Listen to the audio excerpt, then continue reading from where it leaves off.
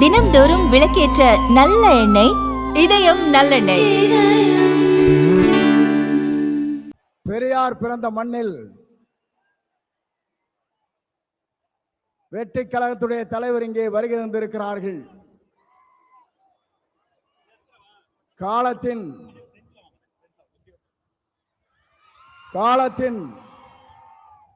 கடலில் கூடியிருக்கிற கூட்டத்தை பார்க்கிற போது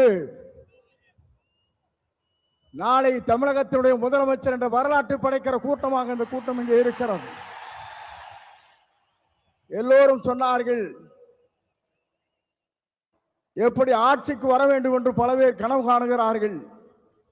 ஆனால் தமிழ்நாட்டு மக்களை பொறுத்தவரையிலும் நாளை தமிழ்நாட்டை ஆளப்போவது புரட்சி தளபதி தான்.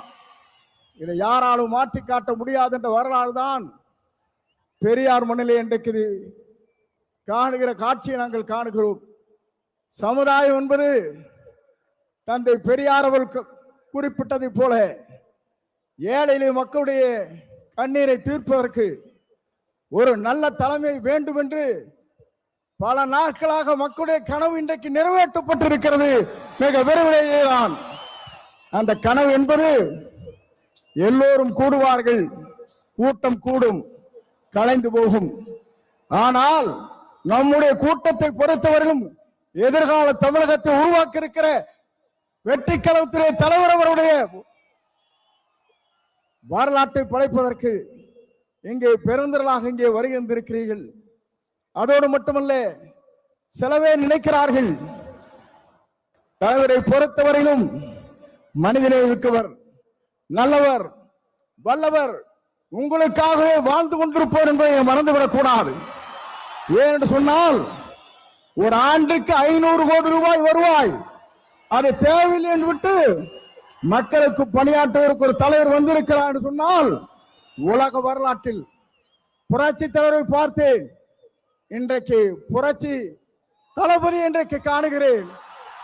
ஆகவேதான் மக்கள் இங்கே திரண்டிருக்கிறார்கள். என்னை பொறுத்தவரையிலும் இது தீர்ப்பளிக்கிற கூட்டம். தீர்ப்பளிக்கிற கூட்டம் மட்டுமல்ல, நீங்கள் திரண்டு வந்தால் நாடே தாங்காது என்கிற முறையிலே தான் இங்கே அர்ப்பணித்து நின்று கொண்டிருக்கிறீர்கள். உங்களை பொறுத்தவரையிலும் எதிர்காலம் பிரகாசம் உள்ள எதிர்காலமாக மாறப்போகிறது. எல்லோரும் சொன்னார்கள், எவ்வளவு வெற்றி பெற போகிறான் சொன்னார்கள். 234 அவர் ஆரை விரல் காட்டுகிறாரோ அவர் நாம் தமிழ்நாட்டில் சட்டமன்ற உறுப்பு என்ற வரலாற்றை படைக்கின்ற அளவிற்கு நீங்கள் வாருங்கள், வெற்றி தேடி தாருங்கள் அழைத்து விடைபெறுகிறேன். நன்றி, வணக்கம்.